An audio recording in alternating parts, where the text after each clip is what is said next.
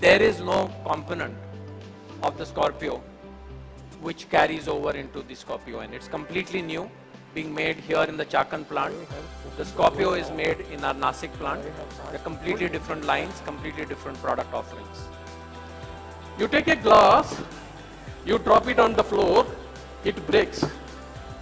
It does not have a strength. Have you ever tried to bend the glass? You would never be able to, because it is very, very stiff. That's one portion of it. Take a steel wire, and you can do everything, and you can hang. You can do everything. But have you ever tried to break the steel wire? You can never. You will break your hand.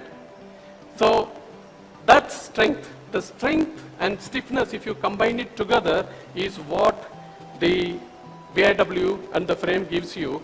And that's the, wherever you are mounting the suspension, the engine, all other mountings that you are mounting, you have to make it very, very stiff. The ideal frequency of the engine is 28 Hertz. You have to be far above 28 Hertz, and that gives you 40 Hertz. When the stiffness is very high, you get 40 Hertz and 29 Hertz for the frame. The frame and body cannot have the same frequency that you got it, right?